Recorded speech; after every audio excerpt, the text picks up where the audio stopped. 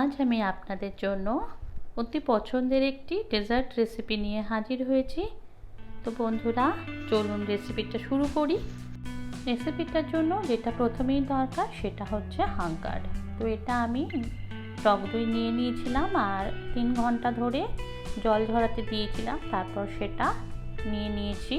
এবার দইটাকে প্রথমে আমি খুব ভালো করে স্ম্যাশ করে নেব, যাতেই একটু মোলায়েম হয়ে আসে। এরপর মেশাবো এর মধ্যে কনডেন্সড মিল্ক। তো বন্ধুরা, কেমন আছেন সবাই? আশা করি আপনারা ভালো আছেন, সুস্থ আছেন। মীনাক্ষীর নতুন একটি রেসিপিতে আপনাদের সবাইকে স্বাগত। তো আমি হাঙ্গার আর কনডেন্সড মিল্কে খুব ভালোভাবে মিশিয়ে নিচ্ছি। এই রেসিপিটা এতটাই ভালো খেতে হয়, কোনো কিছুই তো আর দরকার নেই, মাত্র 2টো ইনগ্রেডিয়েন্টসেই এত ভালো একটা ডেজার্ট রেসিপি রেডি হয়ে যায়, বাঙালির অতি পছন্দের। এটা হচ্ছে ভাপা দই। একটু এলাচ গুঁড়ো দিয়ে ভালো করে মিশিয়ে নিচ্ছি। বন্ধুরা, রেসিপিটা ভালো লাগলে অবশ্যই চ্যানেলটা সাবস্ক্রাইব করবেন আর বেল আইকনটা প্রেস করতে ভুলবেন না। লাইক, কমেন্ট, শেয়ার করে পাশে থাকার অনুরোধ রইল।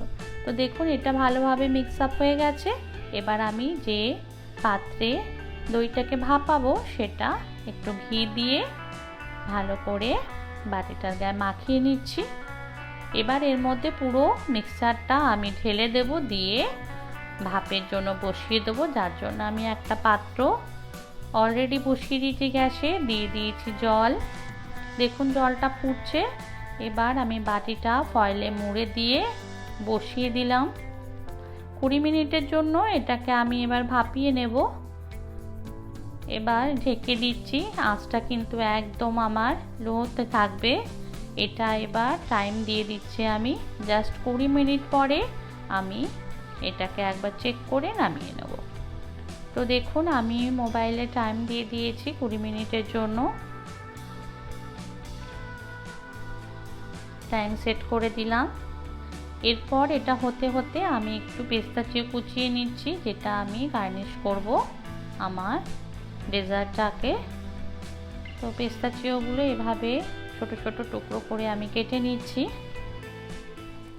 এই ভাপা দইয়ের সাথে উপরে পেস্তাচিওর কুচিগুলো কিন্তু অসাধারণ খেতে লাগে। তো দেখুন, এই যে এবার ঠান্ডা হয়ে গেছে পুরোটা, আমি এবার ট্রেন থেকে এটাকে আলাদা করে নেব। তো একটা পাত্র আমি জাস্ট ওপরে রেখে এটাকে উল্টে দেব, এভাবে ধরে জাস্ট উল্টে দিলাম। তো রেডি হয়ে গেছে অসাধারণ স্বাদের এই ম্যাঙ্গো ভাপা দই। আমি এবার পেস্তাচিও ছড়িয়ে দিয়ে এটাকে কাট করে নেব। এটাকে ঠান্ডা খেতেই বেশি ভালো লাগে।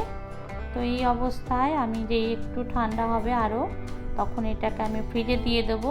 দিয়ে ঠান্ডা ঠান্ডা এই ভাপা দইটা খেতে বেশি ভালো লাগে। তো দেখুন বন্ধুরা, বাঙালির একটি পছন্দের আর খুব তাড়াতাড়ি হওয়া একটি ডেজার্ট রেসিপি, যেটা কিনা প্রত্যেকেই ভীষণ ভালোবাসে খেতে, রেডি হয়ে গেছে। এবার এটাকে একটু কাট করে দেখিয়ে দিচ্ছি কতটা সুন্দর হয়েছে।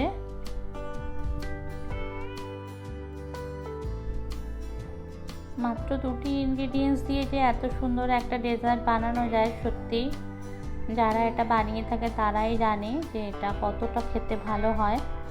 দেখুন এর থিকনেসটা আর কতটা টাইট হয়েছে। তো বন্ধুরা, রেসিপিটা কেমন লাগলো অবশ্যই জানাবেন। আজ তাহলে রাখি, দেখা হবে নতুন কোনো ভিডিওতে। ততক্ষণ ভালো থাকবেন, সুস্থ থাকবেন। Bye bye, bye bye everyone. Thank you for watching my video.